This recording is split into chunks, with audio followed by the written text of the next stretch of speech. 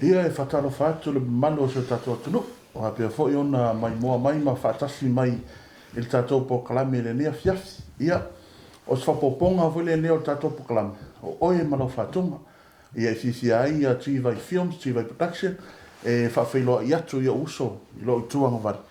Ia o tato sui fo i nei o tato po kalame le nea fiafi. Ia a e mua lava on ave mea mtau sa. A wā lava le o nā lofa mlonga ngana leia ti tātou i le neiva yaso ua whai wina fo i le neiva yaso manmanuia taritonu na maua tātou atunuu se vai yaso fia fia se vai yaso manuia ai me se lava ia nganuenga o whapea ona tātou o whengai iai mare malo se tātou atunu me se lava tau singa o tātou ainga i nei atunu ai me se fo iso tātou atunu i Samoa ia o wau o G-Vai o tātou pokalame le nei o G-Vai i le nea fiafi o OE MA LAU FATUGA o le kako episode 4 le nei e o lea lai fia ai ia G-Vai nei e whaafeiloa i atu ia uso nei e uso ia Sam le uso ia King T i lo i tuhanga vale ia lo sunga King T la fotu ia mo ia le uso ia fa ia sau introduce ia lo sunga le malo le tunu wa peon mai mo mai le nea fiafi ia se la va G-Vai mo le vango yo le ingai fo ile tu i lo na lo famulo na nga le ya tsa tu i lana pipuinga ia o tso fenga i fo i fe au mga luenga le ni va ya so mai la va amatanga se ia o mai la va le fai unga ia o lo so lo ya le la va me uma ia e fa tu ma wina i pelvi inga ia te ia fa sa lo fa fo i sunga i fa fenga inga ia po o na tu fe le tu ia o lo o sa was wina pia le po le ola ia sa la le mai la na fionga pa ia ya wasa tatou manuia mo nei maso tsaya ia alenga tselea o tamam tina matua ia ao sina si tatou tunu o lo fai apia le faiva o le tapua i tunu mo tamalawa ia o lo faiva tama fanau a wasa sa elinga manuia leng i ya le au mga luenga elinga tsai inu mai kalesia ia o se manuia mo tatou ainga ia fa malo se fu malo lava lo sunga kinti po le sunga fo ia tele a ta ia lo ka fa laiva pe ka po e ngo sa o le usa kinti ia kinti ia to e fa tai lava mo le fa talo fa malo ta tonu fa ku lo sunga o po fesia fioanga o fe foi i la fioanga lo sunga ti ia talo fa ia o te sa mo la fioanga o sa la luisa va yo tamai sa mo sa la luisa va ia lenga tele ia o si tina ia e sa mo fo i sa la luisa va ia o nei tua ia o le nu o le tama ia sa o fala lu po i sa va ia o si na tina ia o i sa la luisa va ia o si tina ia o le fio ang sena tama ia o i sa la luisa va ia o si na tina ia o lufi ia ka silari unga ai se mi sa va ia malo lava i lo sunga kinti lo sunga tele ia la fo kuia lo sunga sen ia lava nga faisina alen malo le tunu ia mo lava na si irve inga male fa taile tatu tapa sile langi ona lana puipuinga malana tausinga o fa wina manmanuia ia ngalwenga fo le neiva yaso ia wa sa fe ngai fo inisu fa na i ya onga ya nisi fo tono fa ngalwenga ia a le mo pe tatu le manuia ia tai fo i fa talo fa tuile pa ia malu se tatu tunu lo mafuta mai le ni tu lao le afiafi ia atalo pat fo i sungai fa fe ngainga mo la tu fatua fa peona fa le malu so se tu le ni lang ia mai se tatu tunu o samo wale tala ina le tala le fa talo fa tu fo i lo sunga G-Vai tai mo le never no matungo fie ia o le fo o no wa no ia se mo ia whaftai o noro manatu mai nei o ona whatau waa o e wala wina i ma o maleu se te lea ia ele mwhaiwhan whangaloina ia o wawhioanga ia le nu o si o tamai sa toa le pata i whapea fo i nu o si o tinai pai e sa wa ia whatara whatu le nei tu la le fiafi ia whaatalo whatu fo iso se tasi lava o lupa pia ona sapu ringa le ona whatau waa fo I tong whainga le pese. Ia, ole se whaatalo fo Pupule, G-Vai, taimo le avanoa. Malo lava I lo sunga. Lo lava, ia, malo le tunu, ia. Le nei fiafi o tu sa o tu tato whasalonga. I nei maota o le uso ia tele, kinti. E lo awai fo ia, se tasu e uso o maa so o to lua tato pokalami. Le uso ia taimari e ka rif komiti. Ai o whanga se ngase kako uso. Ngase le uso reanga, wha o mat whango e kako uso. E le whaina ia katusia ia, wha fo sia maa losi le uso ia tarifa. Ia, o le nei fiafi. Pio na whetesemo solo. O tato episode 4 le nei o OE MA LAU FATUGA. Ai tatonu uso, o kako whai me whaasolo.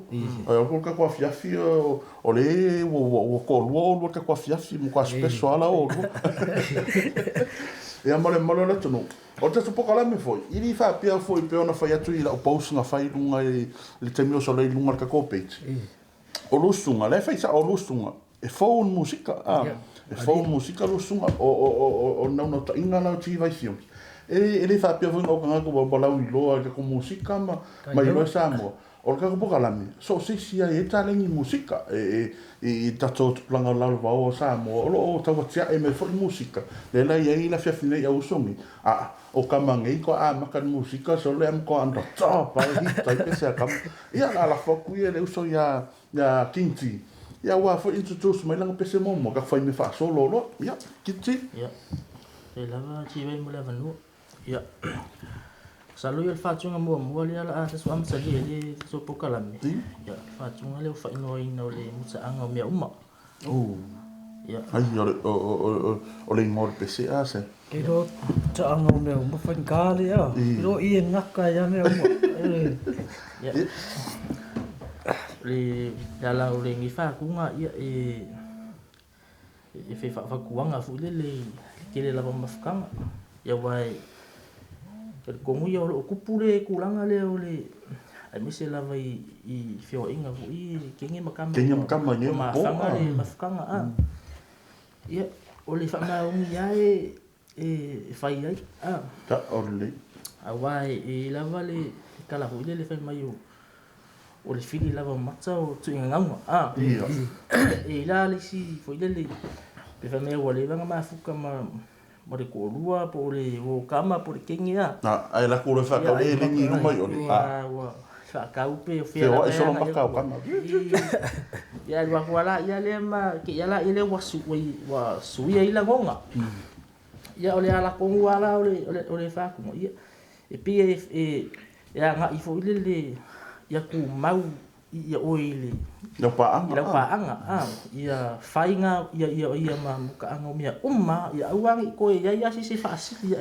iko mea ia iko la paanga ia la le maka umma ko mea umma le fa maong ia ma le lofa ia ma fanga ia se mafukanga ia ai mo mua ia fa vai lu mo le ko se mafukanga mas imile makanga ia ele se mea la ko ia fai se mea ko malu lu ile lofa mo ia malu ati o vai ko la o pesela le o ina nga fakunga ina o pesela o pese se me mo o so ainga ele nga ia e fa la wat kele fu ile mo kele fu mafukanga ya nga mo mafukanga fu ile ya uangi isuia o langonga o langonga mai le makanga le lua mafukanga I fa ku mauinga I pia wa o kia o ngime o le trust ta ole kia so se mafukanga e o pia o le upale trust al palangi ale le trust ale se ngai misa mai ale o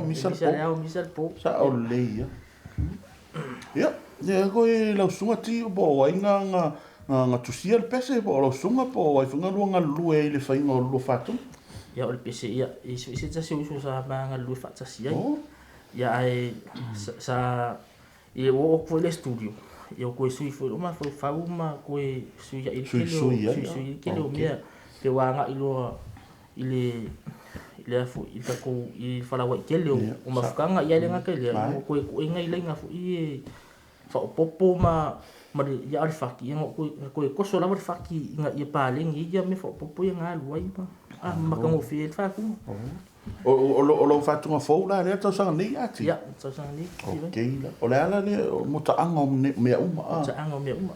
Ia, ok, la. Ia, malo le tunu, la tō wāfo le tato pokalame, a tato atu, tato mai mua, mai malo le tunu, ile MTV alo so nei, o lana pese, o mo ta anga o mea uma. E uso ia King Team.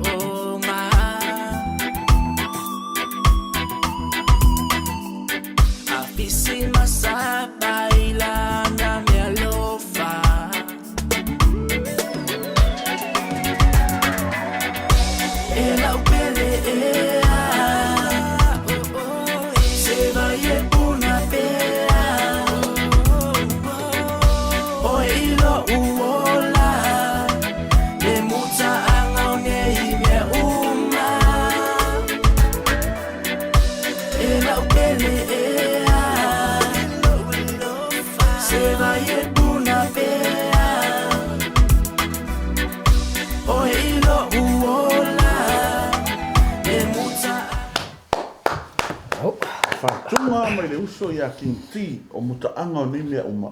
Ia, King T, ia kui la usunga e sen manga, ia sen le pese manga, ia si o fonga o le uso.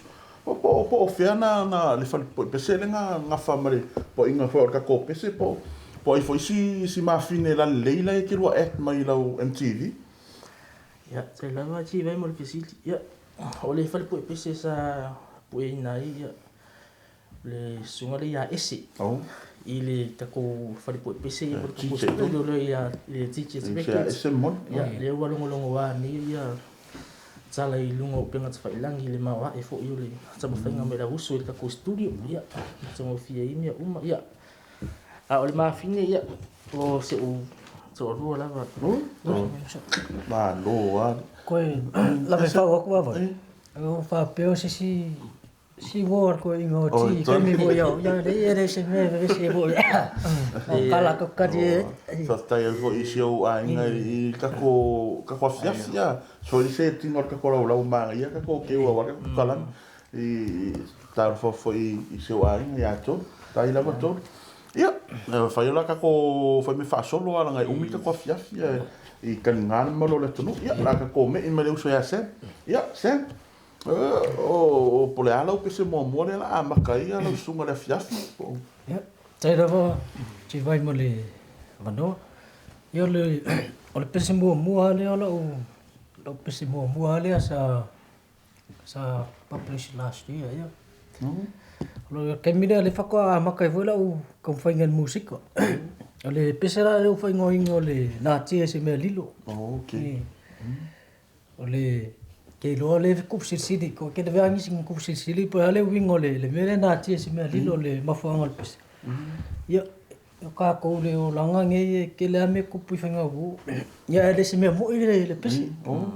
So le pes le ngo ufai mai le story le le aka inkia le ke penga lo ka makai nga o penga o ti ti nga maka da ka inkia le so la te mo poka la miki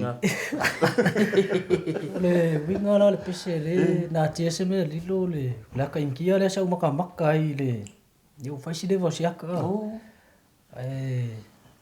pese la sa maka o me le uso le ya tai longo pule fa tai fu le uso le so san mai fu tom fanga le tai no taren yo le ole aunga male wingo le nei pese so le aka le sa pisa feo friends le kama markengi le story le ka inkia le ki walu ya wa people in love le kenge le kama le ai le in love le ka le ya ole in love for ka ya ke lo e o kusa man ngakor kama nga e mai fakus kama sala le pisa manga ore kenge la ke bo ya musul kama nga kulanga le ke wala mo fewai fai poi ponge ke o ka o ke o ke fa fosi ele winga le pese na tia se me dilo o ke muso e ka o kule me ne ke nga ya o ke alo for ke pose nga vo fenga wo nge ve sa o le ke o avaku le ira le kali le pese ne o tatala tu fatu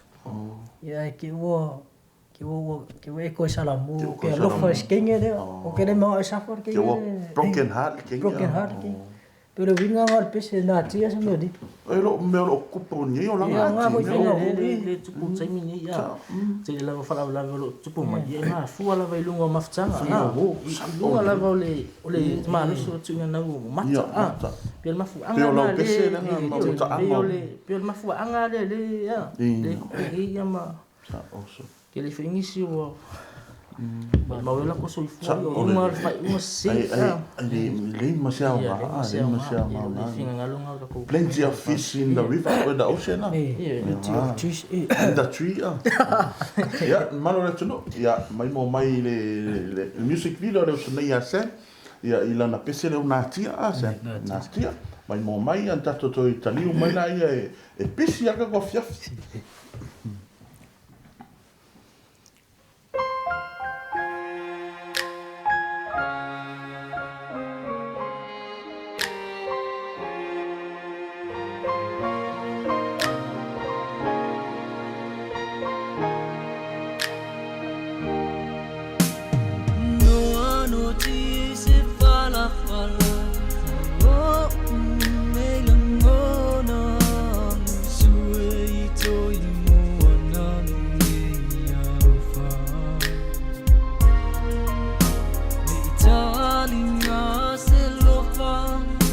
Tau mate na feisa tupu au te usu I se whaiva ai a e fua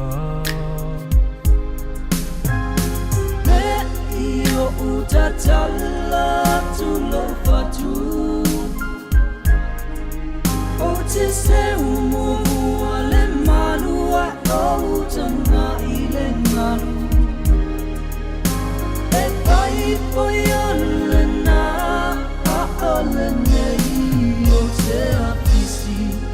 so find a time that I find of fear ya ulu tino not yes in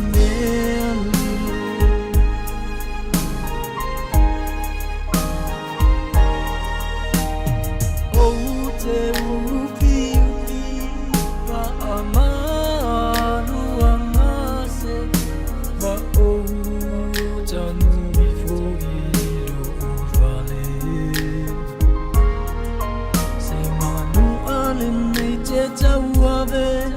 Ma'ua mautu I saulangona o te le Pa'asoa I se alofa Me I o utatala tu lo fatu O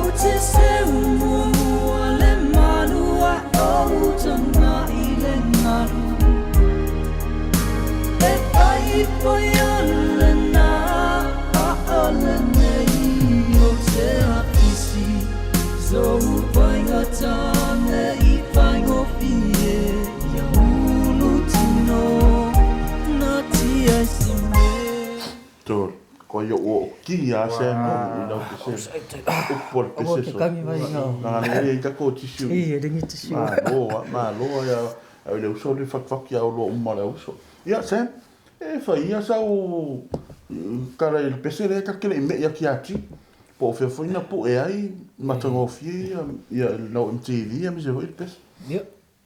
E mole atu le kan whaptai le uso le ia SJ.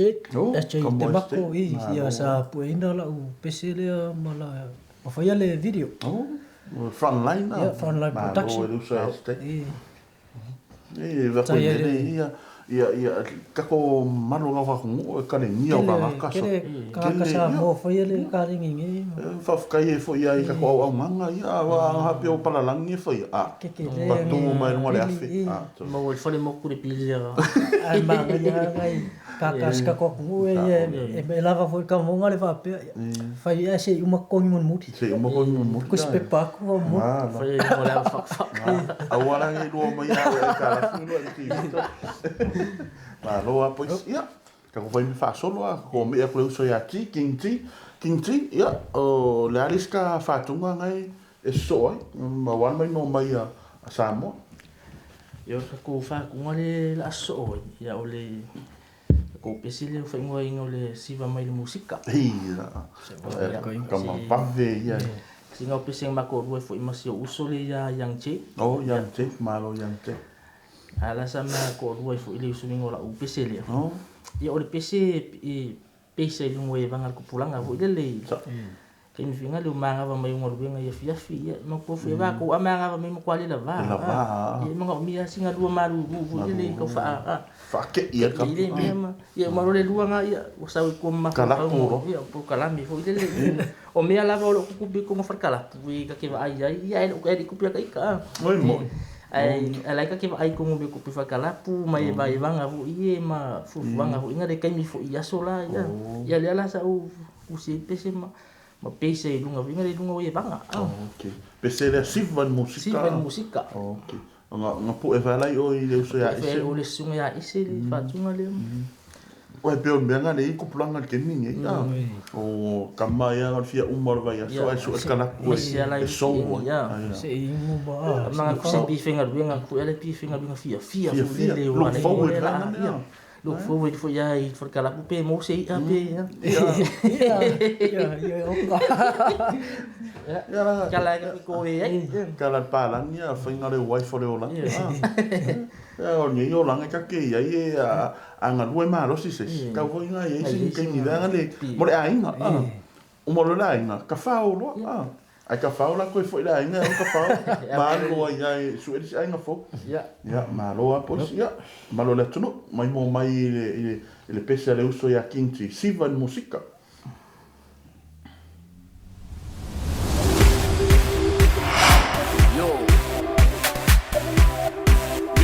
Gentlemen, brand new music, Teachers Records. Mga luenga, singalua malulu fake ai lo vai vai. Mga kuanga ngele sivange I ekuai. Ba ile le sola ke ngome ai. Mga luenga, singalua malulu fake ai lo vai vai. Mga kuanga ngele sivange I ekuai. Ba ile le sola ke ngome ai. Vai le au fica, fa nga mai le musica. Faz vala tanga vai le ke wo so nga ika. Vai le au pepa, vai se como sa o, vai nge emi sile tata ulo manga o.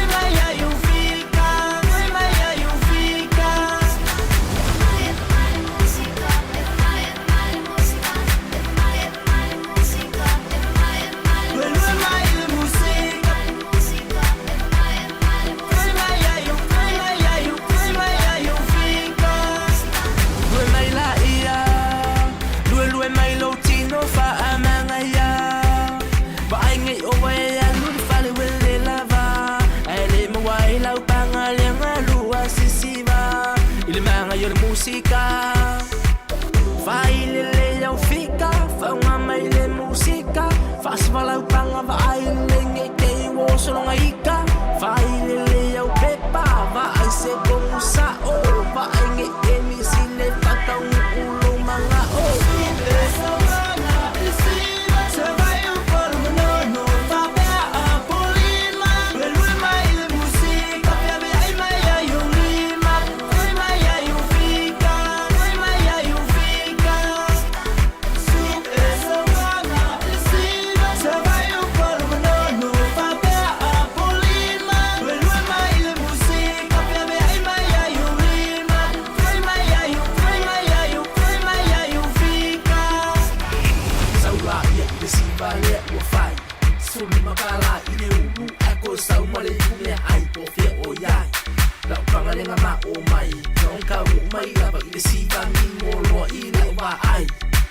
Abang mai on dance floor I say fire pulau sing Samoa DJ kamu di piste for lele Lo salai mo mai on mo ke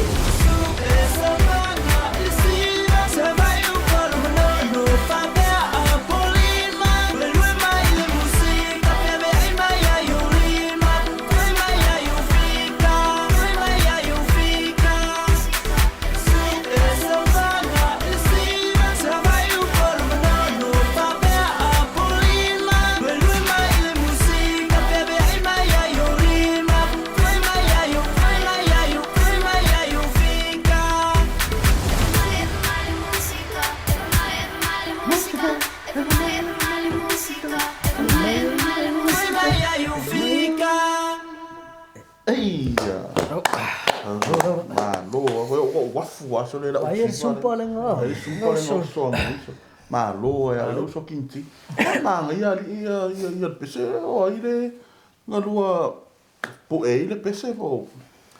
Ya ole pese sa po inya ole sung ya isi. Ya amasiona fini. Ya tsara marsulu sa ya nga pe kinga mi pese ngai ele si fonga matsango fie ngai o fa long. Eva mai le música. Papel olo leu. Malo. Ai ko ile sunga ya isi muli. Ko inga foi o fa kunga ia lenga ke leo so soang malu sile. Pekinga ma me umfa pe. Soang ho ia tu planga awaka ko se manye ko ngo fo. Malo ya. Ka ko se e malo leu so ya sen. Sen. Ya, sen. Ariska pese nga longa lua lela. Ole pese le lo na lua la o pese le o fa ngoi no le eta ileanga. Eta ileanga. Okay. Yo le winga pese le ya fa tau le ya tato lo le vai tau nei le te le o te pulanga ya ma aftanga fu ya ngali. Sa. Yo ma le pelepe ya pe wa ma sofa. Ya. No ole le stulanga fa nga wo yo le vai tau nei ya. Nga vivesi ya o lo ka mo ngal ma fa pule le ola so le la ele pese nga ka fa yese pese ye ma se o ya ngal pese de pe ngal pese ya mai fa se fa agu ya ko pulanga ya ma ka ko yo le winga nga le la u fa tunga nga dua le tsai le ele ole tali le pule le ola ele pule le ola tali fa fita le fiang alonga le ole ri fa mo le i fa nga wo ya po ni maftang ya manuia ole pe vesi do ya pe ole o kiar kan e kele ya san fa so vo i mai a Samoa e melo pule lo o ke lo anga wala nga ma fa wo i si tuplanga i melo pule le ola ayo fa pe ina ia salamo ia langa wo ai masia ngana me avia fa songa fo i tuplanga fa ngani o ma fa ni me fa pe ko se me mafukanga tan noi matua ava pe le angalo va mo makua tan noi lo best friend tan noi best friend tan noi le uso alona le ai ka kongu mela ye nei New Zealand le OE 100 ya so ang ngai tatan no aku awange ngofo mase avenga mafa mase fa fitau awal menga fa na mai ma fo fonga le ya le share ya ti le mafu anga le por kilo fa la vela mese le fa fitau le pule le ola I lunga o me o mafukanga. Wa ke longa kilo pasengi o kaki pule la ko soifua. Ma fu mai lunga mafukanga. Wa ile siku pulanga fo ile fa uma mo le kingi ya, pe fa uma merkama pe wasola fo le fini pe wasola kamalu.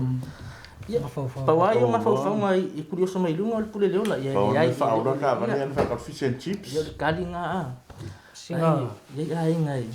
Kal ngo ya ma fa so ya wa akong sila ko fia si pa anga ke mawai nga nga ka wa nga nga ya ki oi ya o nga nampa wa singa fa babi fa unga si ko va popo ko wa le pese de nga I nga fa tunga le va ko foi se o nga po se fotuanga I tupulanga I o maftanga nga li o le ke ma vo pule le o le o ya si plan sa le o lo ma pe ke wa mo se o ya o pe si la kuranga kama por nga ke ya ke wa bo sa nga benga le ya sa nga le ya le ini masih orang sih om yang ngomong ya apa kalau kau ini aci ko fa popo ko ya ami fa popo ya wai ai pulenga le do bola bas fa ka inga ele nga o mafkia ele nga kang mafkia yo makua mafkia nga yo ainga ai masenga yo makua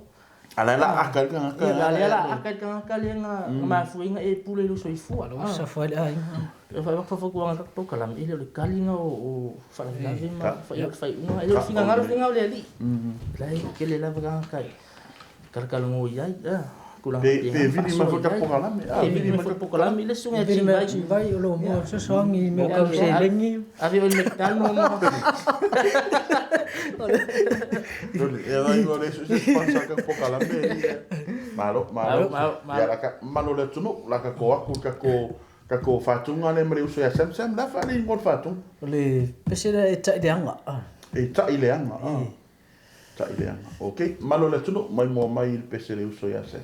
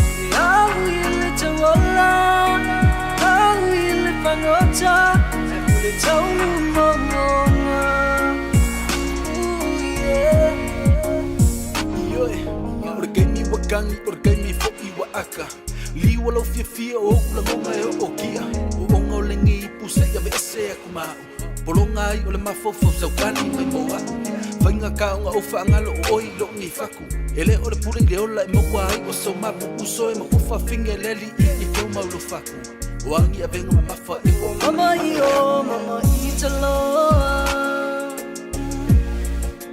ma tai mane ngoli lo to ile vasalulu e pe io se tau e velo ile mano e taile ana tu va ona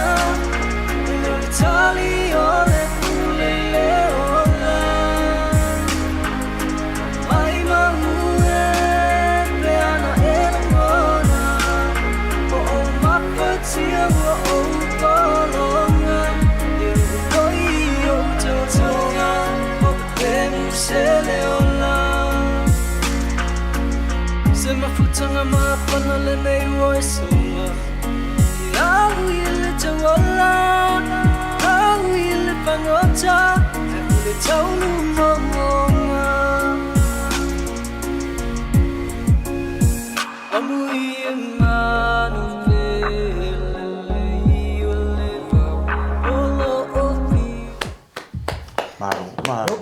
le maka mo fi ole fe au mo moli mai pese a le uso ati ke le fe au le mo moli mai ya se lo sunga po fe na po e na pese a o nga uso ia nga lue le et mai le ko o pai pai mo puro e le le o kaso ma te tai la vale uso le ya James Tusa ya James Boys Production pero le uso le sa po ina le audio ia le usa ia streamer sa fe le video fa tai tu ia uso mo le so soani vo il tempo ia na lo ia ka ko me ia ku le uso ia titi o le aliska pese nga la so ia le fa tu la so i ti vai o le fa tu nga le wa fa ino le ele na e fa si ai itsa ele sol ma yo fa tu nga sa o le request sa mai le uso fo yo se utolu sa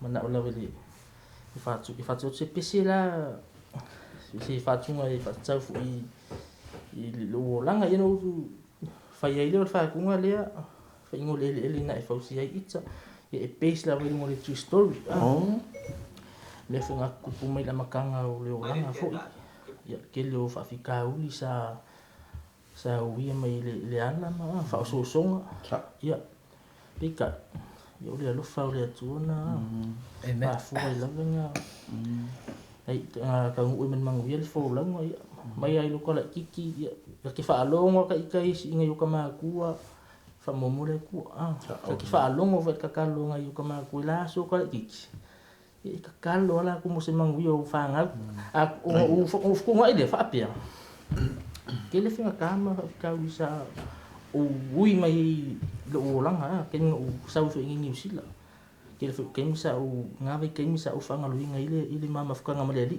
o enjoy le life fo ile le ya ke le ala o me ku kupu ya le o me ken ngi vi ile o mangui ha o mama mangui ai fo mangui ai o mau so ka hinga so fin ya lo ati ele ngai pese ko ile ngole fa ngole pese ngole tu story ai ngi ko o yo pese nga wa lo fa mai isi seu sister in law ya ma o ai ese foi man yo le buscarla ele na fa usi pero ya estamos e fa ya o veo ko la fa ko ya la fa we ya o ale ma fu anga le ngole fisi ya ma ko fu fa ele lo mafukanga male atua e mai ko ngole mana va si utina si tulo sa olele sa pui oe mana vea yo le tu si ia o anga e malos na fana wina mai oe e utina ia o la vea i pe oe le tu e le ma fainga le uma ko i por pesi ya le fa kala inga mai ne uma na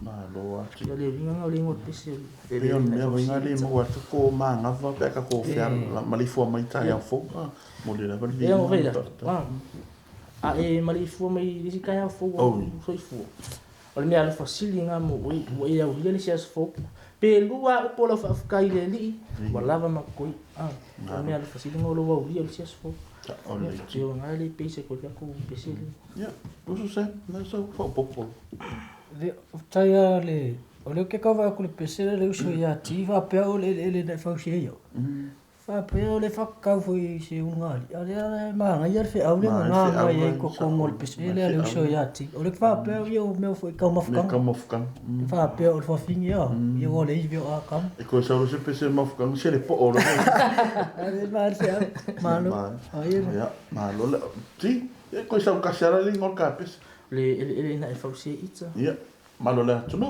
mai mo mai le music video le sonei le na fa sia ita le uso ya kinting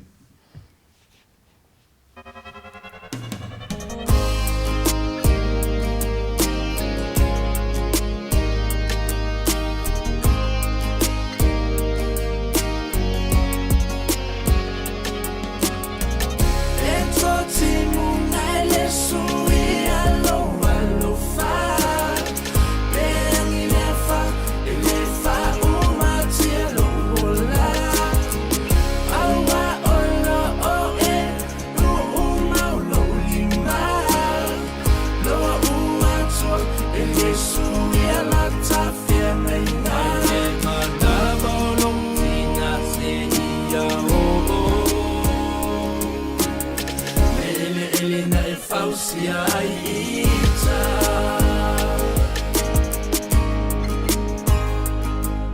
a oto manatu ile tele o solo uolanga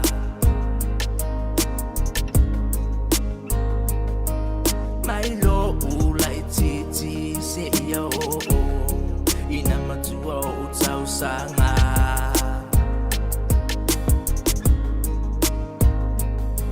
sa o sa vali ai ile ala o lelele malele anga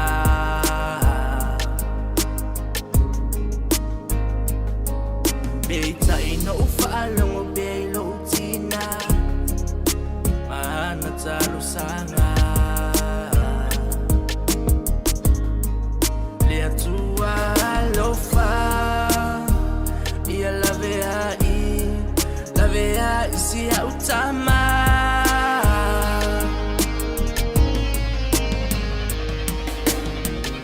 eto timu na ele sui alo fa beni lefa uma tielo la awa olo o e uma lo lima lo uato ele sui ala tafia na na bono tina se ia o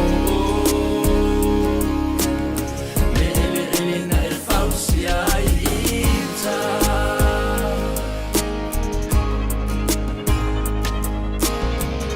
e toti muna ele sui alo fa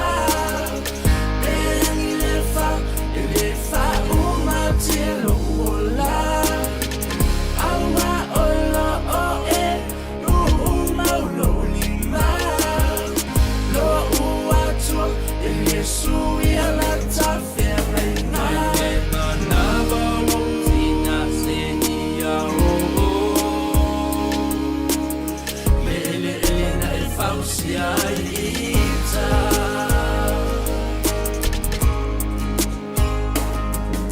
ua o iloni ma ua tonu ilo ma fau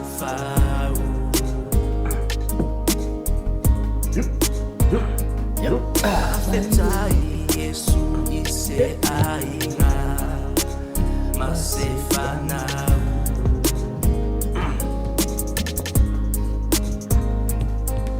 imanu a ofano ileleanga leola tunenau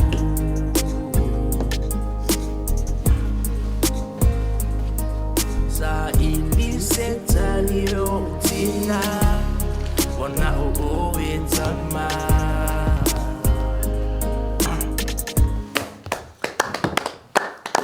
Wakango fia whakunga reo so ase. ngai o le whatunga le usu.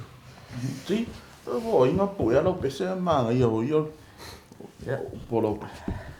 Whapunga sa po inga le sumari a isi ia ka ko fale le teachers package ya sa po ile inga yo uso ia isi mamoni ia afkai ko fu inga yo uso ia isi mamoni mole ngalwenga matsango fi sa inga o pese le nga tsaileo le po inga Então vai com o estúdio nga uso ia ka ko i le teachers package ile nga tsaina za ka inga o pese o pi tome o fatenga ama fai fingo mai nga uso ia fai mau backup singers fo i e kau le ko ki ngai ngana ke lak ma ku ngia u Pese o makama. ya kau le ki ngana ke lak ma ku ngi sifunga le e ke wa pese o si fonga e la uso ia ele Ninga mai se fonga o ia. ninga mai si fonga ele nga nga po inga ngai kama fai mami kulang pa pe ia ai o me back ia pese ma ya fai ko inga uso ese mon ia o felo elvas fo As foi ele po e fora o pe.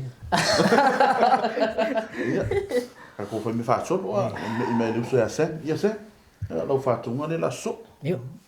O lau whatunga leo la so ai o le pese leo whaingoa ino le whaftai Yesu. Whaftai Yesu. So le pese leo sa o whatuina e pese leo e tasi ale aso no ile a kua fusi aso. Pe nga se lua i tūra. Ai o ngā pese whakaure ati. Ta. Ia le mafuanga le no tisi ai le pese le. Pese voi le e fatai le ali inga luenga sa i fai le maliu mtu la vea i tatou lan fan. Ele ngata rai le. A o le tūlanga le fatai le ola ma le malosi. Le uka ko kami e so. So o se mea lava le kau ke mau o famunianga me dedi. Pe mafuanga le sa o tusi el pese le. Pese le. Ko mafo fo i a au ia i famunianga fo i mo me le li i tonu se matu a inga. Ia ma tatou umala. Ma mafuanga le o na o tusi el pese le.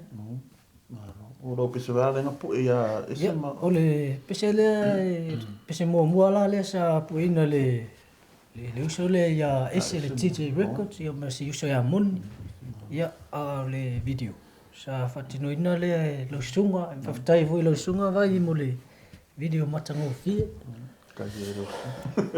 Ia malo le tunu ia mai le fatunga le uso ia sen o le fatai e su.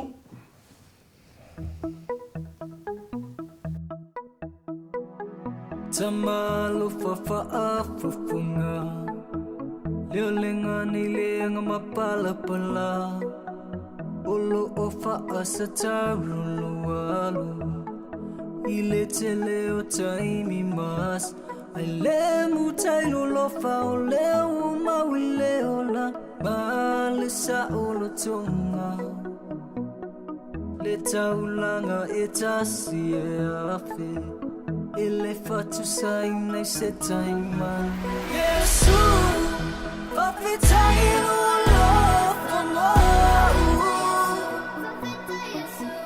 Yesu Na ema liu na etatu Mo le tangata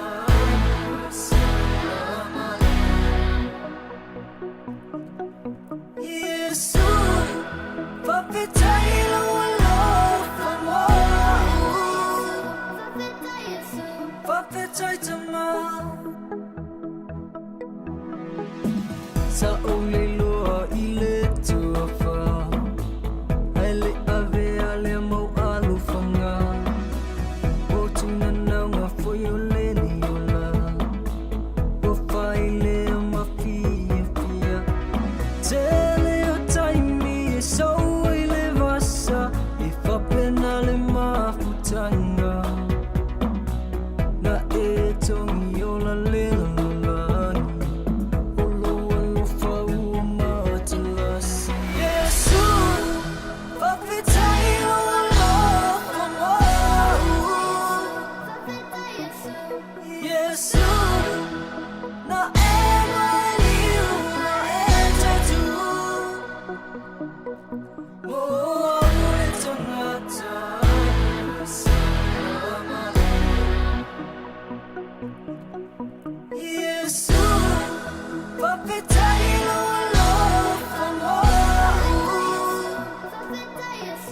Ona o Yesu e mau e le filemu le ola e whamavau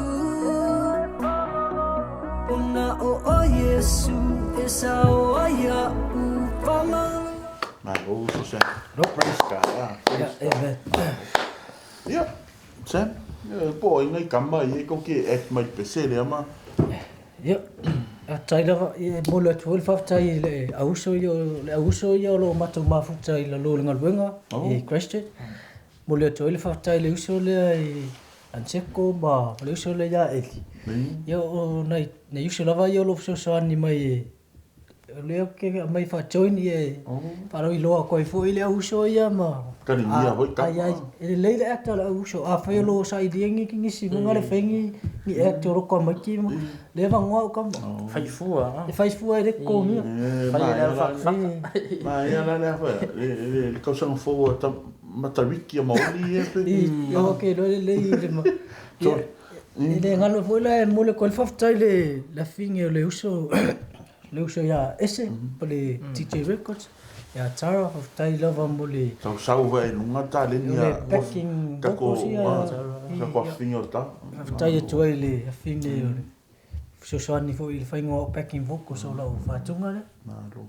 Tol tau so se me nga whakalofa koe ni malolo o Samoa o ngā lue i si whawhia.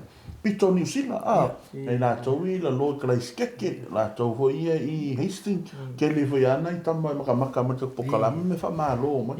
Malo i a o tau ngā lue. E ngā koe, whakalofa koe ngai ia uso i e ma whakamela loi Christchurch. O le wanga loko i e si maka o whinga luenga vo i ia. Tai ia, mai. O lau sunga ngai pule le whane mā moi. O le ia, o le mele o so le lunga i le pule au le la loa. So, le pule whenua e le pule. O le sunga le pule la so koe fo i la loa. Ia, o le whenua e le pule su e se kupe. Mā loa la uso. Ia, ka ko so o pule sa ti. Tinti, la ka whakunga le la. Ia, o le ka ko whakunga le la so. O le ma whakunga le ma sunga ia ka arifa. Masalo le pese mua le au ko inga le whamunimuti. O ngai e le mafuanga o le pese lea. Sa manga lu whakasi ma si uso, whawhakai koe si uso ia ka arifa. I le kule inga mai inga fo i wa ue ia le kāringa. Sa manga lu e la ma si uso. Ko ele le o le pengi lunga lima. Ia ai ma whaasoa i la ngonga, whaasoa ma whauwhaunga. Whaasoa i mangaki. O le pese la le se whaakau i mea i o kupu leo langa. Mangkuar ke leo o ngari. E mese i me kau ngari. O ke leo ngari i maafuanga misa, ma vevese maafuala wale ava marosi. Awa e iaile, ia isi fo e o ngari i fo i la plan ma ia se la fufuanga wale so akoa. Ai masara ia i le kupaka akoa. Pēr waku se whi au, pēr waku whinga ruenga, pēr waku po whela wai e alu ia.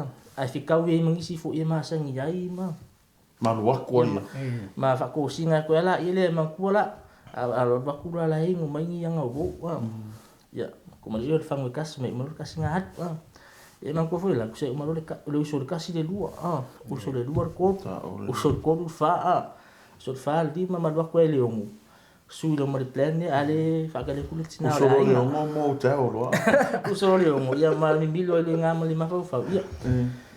Makuala i marola ia lea o ia wo ia ngā.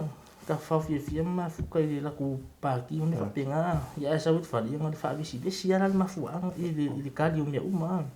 O le pisa, ma le besi ma le male pilepe. E le whapea o whai le pese o wanga i kongu i maainga masu ko rua lai ma ki acta ko i le short films ngai luma ngai ko short films nga pu ia ai ku sia ma ka inga whala wai kili bo meo lo kupi kele o ngari kele o ngari i wa mafu anga ngari nga bebesi nunga o ava malusi wai kele aku ngari i bebesi nunga o ava malusi ma ngai lo ngisi kulanga huli o bila le nga le nga i pese ai le ka inga ko fa ku ngati vai ile usonga la vili mai per ma fuanga o fa mun le pese le la vili me kia vili mai mori me fa fkai ku se fa pese sa fa mai le yo le uso kia o le la a inga ma sion ko luanga pala vala kia ko lo la si la fa nga ele ma fa inga o fa ilo inga ko so fa si ko lo nga ya nga lo le film ave kamiti ya ngo fala ngo ye fali ma wa enjoy ale i yang wo ko singa i fule le ma fa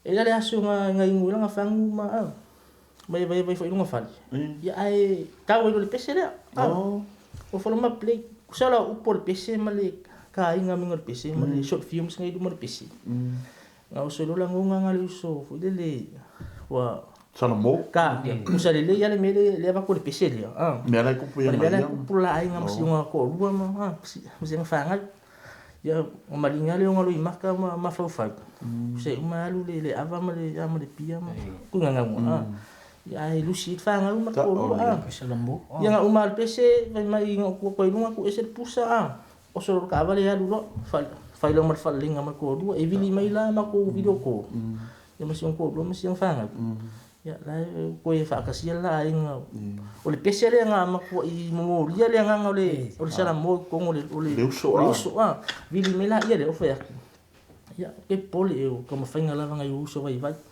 Ya, pa mafuanga la nga famulu ko pese le onga o yai le nga o pese se le nga ri fo i wa ko fakasi le nga ri ma fu ile ngo le pese ya. Ya ngi me uma ya mo lunga ya le bi ingo le li ya la kaling ya. Wa fa me ese a wala me le ya ki o ke la nga ngi fi a mo le si uso ka. A wa le pese.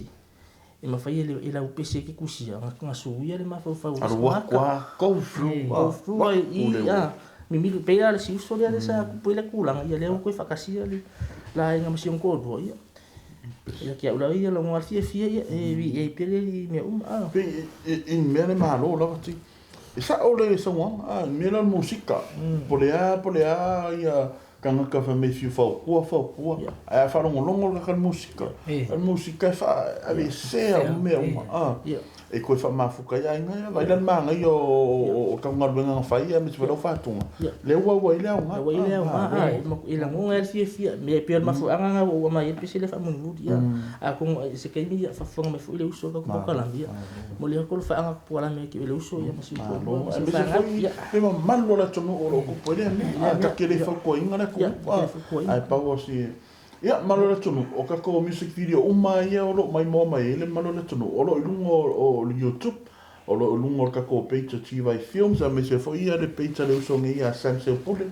e am le uso kinti ia ka ko fatunga nei a o malo le tonu mai mo mai ia le pese mo le uso nei ia kinti no la fa lingo le pese ti a woni tsa vai vai a woni ta vai Malo le tunu, ya mai mo mai e se le nga o se fi au lo mo mai ko pese le uso. Ya, mai mo mai.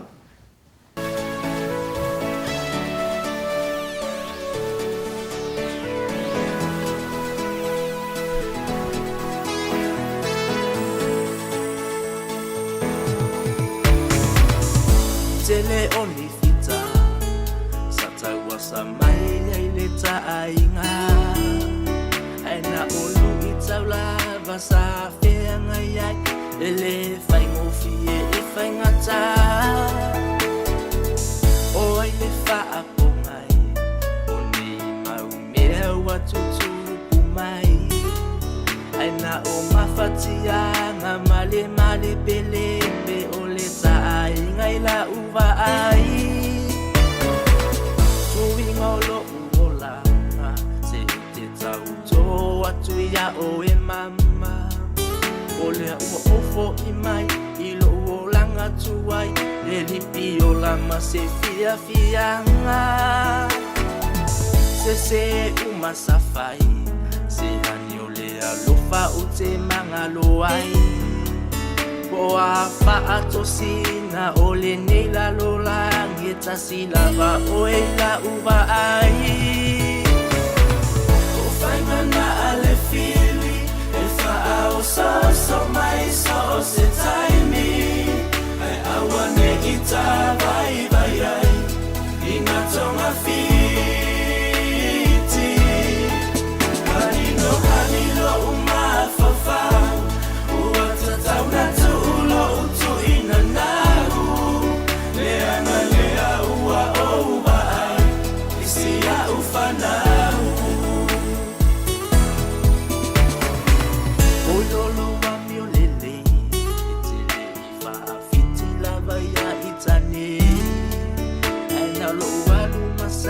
Tingalo ma fa etimana o ina ia o lele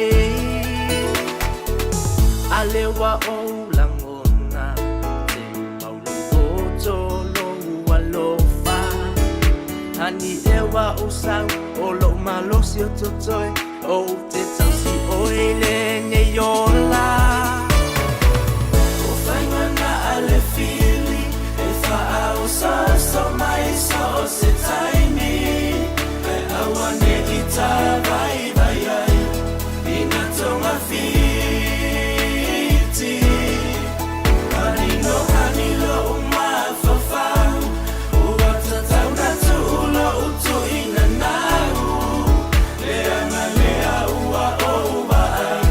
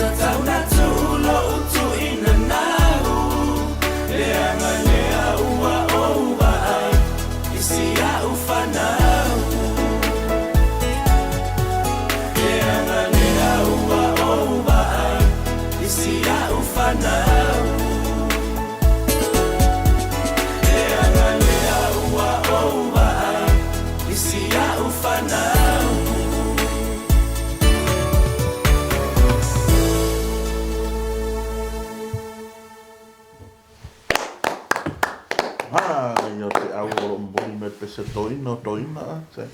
Alo te ia te. Ia tau saunga po ai ta pena ina le mfatunga lea po. Oi foi lenga acti ta po MTV. Pela mati vai. Ia ore ka ko fa kunga sa po ingele sunga isi. Isi sa po ingele fa kunga lea ia kango fie yo aluenga fu ele uso i kongo ka ko fa kunga sa wole pizza ma sa tu mo ko fa maria inga le fa ngolo ia o pior kala le uso ia o nga pa o me ali pizza ina fa ngolo wa le uso ko po ku langa dia nga pa o me ali pizza lo me uso mo fa wa o le pizza nga ba ku le au fa kai ko le sunga isi ma ko po studio le teachers veke ia ele nga ia o se uso ia kalifa ia ma se ko no ia ngai ek me ko ngore ka ko pese ia fa kai foi le sunga kalifa i fa ko ma rosi o se uso ale le mfenga ngalo ia kia umali kulengo o musika o se uso ale pi sa coach foi le musika so sa pese fai so sa pese kusima ka pinga wi e mo o susu ile uso kalifa biasa nga fa ngolongo po ngai malu si me fu ile uso ma me fu kuanga ile inga ia ngai malu si musika ya mo le ko fa kai se uso ya kalifa ya o le lava me po kala me ia ko ko filo ile vers fo pe a sa ia ka ia nga se uso o va nga due nga due ia na lo ia ma so finge foi nga o ngalo ke ngalo fa yo la number one supporter ya o so finge ya o chale chup ya ma foi le yo ko pa foi so finge ya fa wa tu fa wa foi yang so ngalo nga kam fai ko fai ya ma no ti ia o fa ai o malo le so ya sense ia ta ko fa tu nga mo le mai al maro le tu no yo le te lo vai o le fatunga mulmuli le o le pese de o le I love you take yo le pese ia me fai o I love you take yo pese de ni me mo yo ka ko ngol musika e sui de ko inga sky de le musika amaka le pese fa le nga le slow e kan yem kan ngai foi se pese fa le lok fa mo mo le li yo o lo lai ko inga pese o le pese la le o kama e meu mafukanga nga le o ia fia me mo ile ni me mo ko nga mo la ka avinga vai ke o fa mo ye sis ile ni me mo me yo me e vai vo nga le kupulanga ngai vai kai mi yo e sui al musika vo nga le e a fonga mai la se la o se o mana me yo le winga le pese I love you te ni ro nga le yo I love you mana me I love you mana me ale se me mo love you mana me ma la fose kupe mana me ia malo le tunu mai ka ko fatunga fa ai ulia ele I vai wata to pokala e uso ne ya Sam I love you tene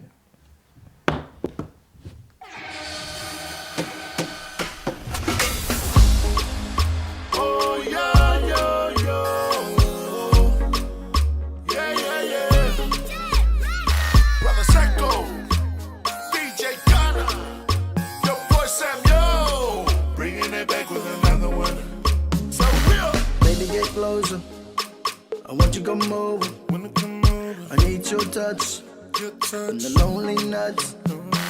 I miss your kiss on these lips. Baby, be mine. I give you my life. Just to tell you, well, only tell it. Just wanna tell you, I love you. I love you. Just to tell you, well, only tell it. Just wanna tell you, I love you.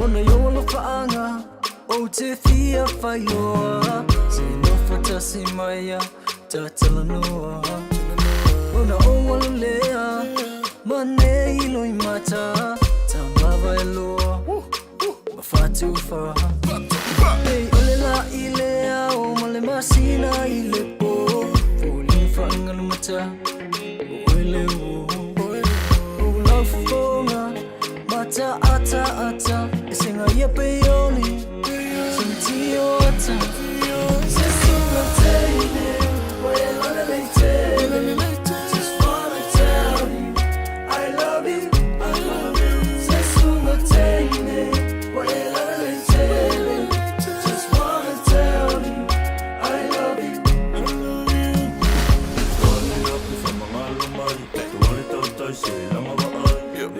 Sali tu mau mai tu pele tu na te tau mai fa di o le a o fo i tau ina ia mo so to fa lo to tinga singa mai le la pe ai ta mai ma Sesunga teine Wela leite Just wanna tell you I love you Sesunga teine Wela leite Just wanna tell you I love you Sesunga teine Wela leite Just wanna tell you I love you Sesunga teine Wela leite Just wanna tell you I love you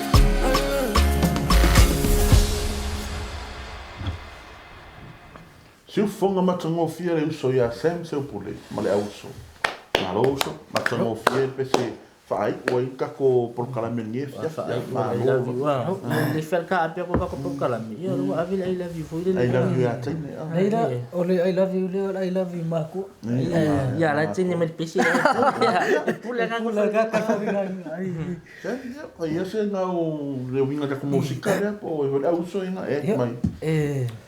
Buana moli whaftai le sunga le ia ese, le TJ Records, ia mole puina o lau pese le, le pese ronga lua le po le usa ia ese, ma le usa ia moni, whaftai e mole fisosoani, ia le whangaloina voi ia le usa ia G-Vai, le usa le lo matau mafuta po kalame nei, ia awhia puengi i kou videos ma mea nga ia le ama ngoa le usa ia G-Vai so e whalanga page i le best production ia e le whangaloina wila le usa le uko o mai pese le so nga usa ia mo ke mafuka nga venga ia e fia join mea nga usa ia le kakanga DJ kana or kaka DJ kaka ia le usa le ia seko para seko ia nga usa ia mo ke mafuka nga venga ia fia join mai o vaku mai ka ko fai me fa so por ka lengi am ko fai so songi vengi sus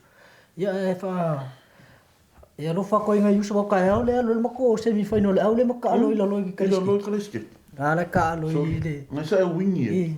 Ora au sola nga yo sola nga de karo ka ia fa mangui ko ka lo nga ka usa kai la vole Ma lo ale. Nga le uso. Ia. Kan kongo o mai fosi u yo kako polkalame nge. La fofo i o lo so wangi lo kala to mulia e me se lava ia malo le tunu o mai mo mai. Ti, ia fa mai sa tal fai o ele si no me le uso ya se. Ya, whaftai lava sa mo ila mai mwanga mai linei tula le fiafi. Ya. Tonu ia ngā ua familia inga fo ila u mai mwanga i mana sila mai fo i kako polkalame ia OE MA LAU FATUGA ia. Dia whapamala mai nei tui tili whatunga. Ia renga tili ia. Whaftai fo ila lango mai fo i a inga uo. Mai lato umala o lango ina ia ma tuli ala musika. Ya mole tuli anga whaftai se uso umala. Ya. Tatu whatunga na luwa umana na po inga makapinga inga chiba. Ai Kelle ia whakunga la uso nge. Masalo ia e whamui mole anga ia kuyai ole kumwhainga leo o whakunga mo CD ma mea mo whapenga. Ia ole vas foula le saunga koi e puenga le sika ko pese fou. Ia ole pese la lea pese fou le saunga e kusai e base le fo ile. Mea fo o tupu mai sa mo si o tatu tunu. Ile tatu malo ia ole ngor tatu whatunga le la saunga e puenga ma fai ko MTV ma release ia ole fia ese to ina man no fo ia piole nganga ko whakunga ka benga ma ia ma ka benga mai ke lo whakunga ia ma ko update ko ke lo details so ka ko whamu mo ngare vai mamau pui mo ke mi luma ile fai ngo peso le CD ya le ngaka nga ya o ka kala nga pe la ka nga uma nga pu e ke lo peso le CD me fa pe nga ya ka ko peso fo ge la ma sa ngi ko mo le su ya ka di fe e fai ya o le peso nga fai ngo le fiat peso ko inga man ngo fo ya stay tuned na o ngi nga lu ya masalo pe a fa ya pu inga vas fo ya Piko do ba yaso yang ko si. Chocolate kam. Chocolate kam nga wa le fial bisit ko inga man fo. Yo pese fo e pese do ngol true story me lo ko puma ko finga ma lo sa mo. Esa o ku si il pese nga. Ya le bo bang ku si ya por vas fo ya. La ko ile sunga isi poema. Ba fai mai ku lang pa penga Malo. Tika. Moni yo lo fanga fai o lo mai do. Moni ko lo fanga i. Ma ko ai umalava lenga ke le o o pengang mai mo ka ko pokalami ya renga ke le ya o sitina ya ma tu a si so lu ma futsa menga i salangi fle alili ya mo so fa nga mo lu ya renga te le o sitina ya pa ai nga umala va tsa pim sala wi le mfai nga ko la nga ko ngo ko swa fa ko ke le ko no nga ya wala bla po mo le ko fa nga mo ko umala va ya mai la ko umala va lo nga nga ma se nga ya ke lo kapese ma fa ku nga ya nga fa ka va ya mo le ko le nga fa ka mo le ko fa nga mo ko umala va ya au ya fu nga ma aro lo nga fa ni po malo so ti ya so sen ye lo sunga singa o ka to mo ya mo na mo le atu le ngal fatai le se tato tunu o Samoa e o lo mai le ne por kala me le tu le fiafi fatai no la tu lang ya le tamfai fo yo tamfa na ya le fanga lo ino fo yo le fatai ya le se ya G-Vai ya ma le por kala me matango fi e la ngona lava le fatau va ya o ya ma o mo le se tele o e manatu mai ai wala wina ma o e tato te ma futai le ne tu lo la fiafi ya le fanga lo ina fo le nga ngal fatai si o tina ya si tama o fai langi fo longa ya ai e de nga lo pe si tama ono o ia fo sa ta musika ya le fatalo foto isi o tina si o ai nga umala ve sa mo ya o lo nei o la fanga ho i se tom pa ye fa tai tu la o tu lang ya le tamfai nga vai ya le tamfa nau ya de fanga lo ina fo ya eu so ya ese male TJ Records of tai mole tamfai nga musika ma tu le au so nei ya fa pe fo ila le momoli le nga fa tai le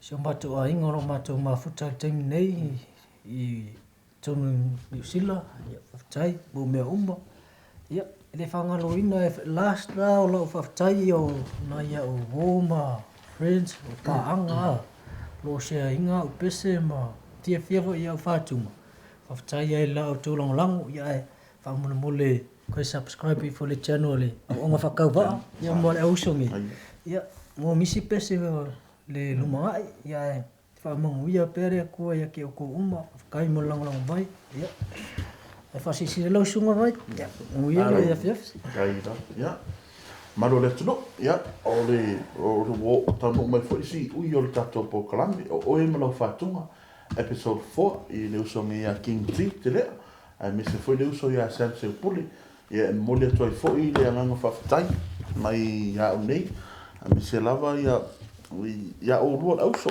o wala ko kala me ne fiafi mo talia ina fo wala awa e o mai fa la vilo ia lo musika i awale mai moanga malo le tuno ya malo Samoa ya mai tawi ngoi King T sam Seupule o kama ia le ko a take off le va o kama ia take off ai hit kama ia ya mai kawi ngora o so ia ma lo la vai la lo le uso mo ka kala me ne fiafi mo le toi fo il fa tai ele malo le tuno o lo mai mo mai i le nei fiafi a toi foi vai malu poenga i fina ngalo le tuno ka foi po ia se upu o le tatu mali i lo fa funga a me se foi lo ta poinga ai la foi no le ai nga ai mo le toi le fa tai mai ta ele lo fatu G-Vai sa mo sala i lua leoni tuila a malie whanga i sa vai, ono umanga o mātua, G-Vai, ia whaominga o G-Vai, ngā utawai, na whangau kankangi ngā utawai sa vai, o mātua ngā whasausangi katoliko, lea langa o whanau e la whioanga lea,